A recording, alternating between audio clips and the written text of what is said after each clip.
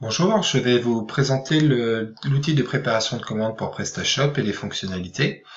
Donc pour accéder au module, nous nous rendons dans le menu Préparation de commandes. En haut, avec les flèches, nous avons les différentes étapes. 1. La sélection des commandes, donc on va travailler sur un ensemble de commandes.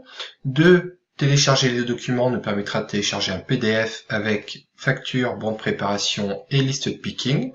L'étape 3, c'est la préparation, le packing, où on viendra scanner les produits. Et enfin, 4, on confirme les expéditions. Donc, dans la première partie, sélection des commandes, le système va en fait répartir toutes les commandes à expédier de PrestaShop dans 4 onglets. Pré-expédier, en rupture, les commandes en attente de paiement et les commandes qui sont bloquées. Pour chacun des onglets, en fait, au niveau de la configuration, vous allez pouvoir associer les différents statuts. Typiquement, le statut en attente de paiement à la livraison a été associé au statut à l'onglet bloqué. Nous allons travailler donc sur l'onglet prêt à expédier. Alors en général, on prend toutes les commandes. Je vais en prendre juste 2. Donc je coche les 2 colonnes et à ce moment-là, je sélectionne l'action préparée. À ce moment-là, les 2 commandes ont été mises dans l'onglet en préparation. À partir du moment où vous avez sélectionné les commandes à préparer, on va suivre l'ensemble des étapes. Donc première étape, je vais sélectionner, préparer ces 2 commandes.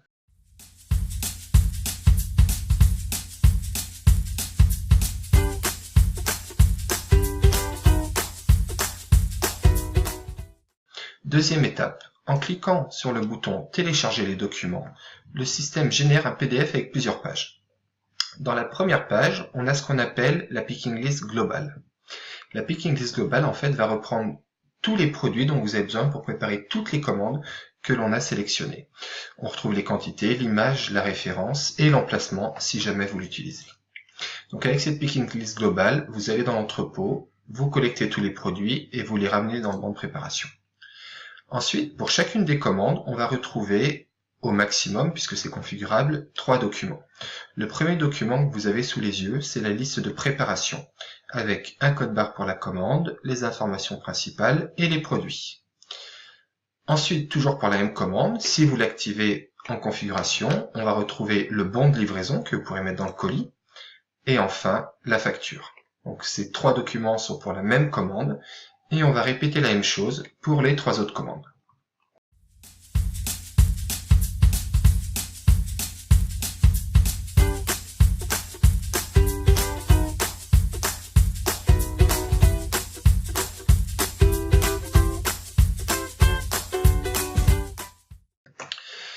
Nous étions donc à l'étape 2, télécharger les documents. L'étape 3, c'est le packing. Donc on va préparer les commandes. Donc on va venir sélectionner individuellement chacune des commandes et pour cela 2 solutions. Soit vous sélectionnez la commande via le menu déroulant, soit vous venez scanner le code barre qui se trouve en haut à droite. Une fois que la commande a été sélectionnée, à ce moment-là, le système affiche les informations principales de la commande, mais également les produits à expédier. Donc là, c'est pareil, vous allez devoir valider les différents produits que vous préparez, soit de manière manuelle avec les boutons, soit en utilisant le lecteur code barre. Si je scanne le code barre 1, 2, 3, le système va incrémenter la quantité préparée pour ce produit et mettre un message de confirmation. Si par contre je tape un code barre qui n'existe pas, nous aurons d'une part un message d'erreur et d'autre part un bip qui va vous informer du problème. Je vais donc scanner le bon produit. À ce moment-là, mes 2 produits ont bien été scannés, l'état est bien préparé. Je peux ensuite venir modifier le poids. Alors là, j'ai un poids 0 parce que je n'ai pas renseigné les poids dans PrestaShop. Donc je vais mettre par exemple 12 kg et je valide la préparation.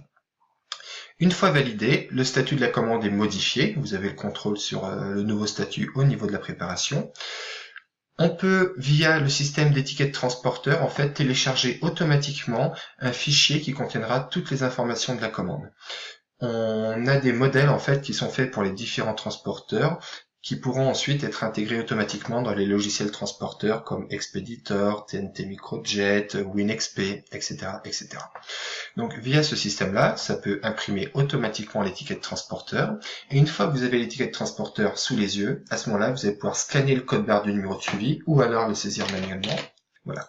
J'ajoute le numéro de suivi qui est enregistré au niveau de la commande. On répète cette opération pour chacune des commandes. Donc là, j'étais sur cette commande-là, je peux passer à celle-ci, ou je peux scanner le code barre. Et pareil, on va venir revalider les informations, soit manuellement, soit en utilisant le lecteur code barre. Là, j'ai validé mes deux commandes. À ce moment-là, ma préparation est terminée. On voit que les commandes sont bien expédiées. Je n'ai pas renseigné le numéro de suivi de la première, donc elle reste en préparé, non pas en expédié.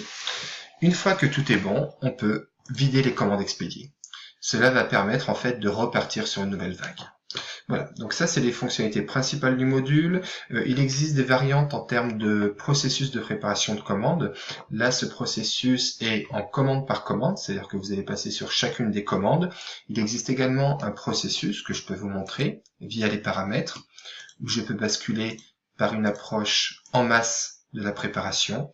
Et à ce moment-là, le workflow va un petit peu changer puisque la première étape reste la même. Donc, je vais prendre par exemple ces deux commandes.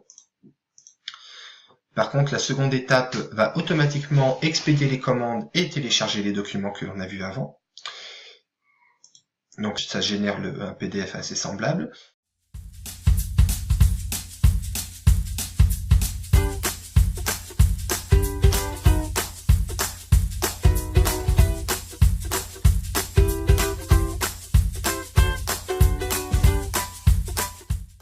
L'étape 3, expédition, à ce niveau-là, va vous permettre soit de renseigner les numéros de suivi manuellement pour chacune des commandes, soit d'importer un fichier de numéro de suivi depuis votre logiciel transporteur.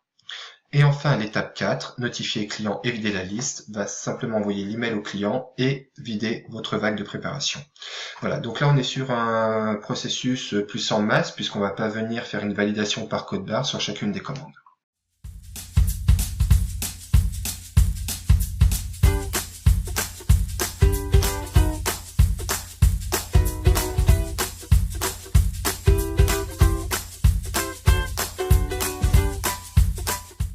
Pour finir, je peux vous parler très rapidement de l'outil de gestion des emplacements qui est accessible ici. En cliquant dessus, en fait, vous avez votre listing de produits et pour chacun des produits, vous allez pouvoir venir définir les emplacements. C'est intéressant puisque lorsque l'on va imprimer la liste de préparation, à ce moment-là, le système va ordonner les produits par emplacement. Voilà, c'est tout pour cette première présentation. Je vous souhaite une bonne journée.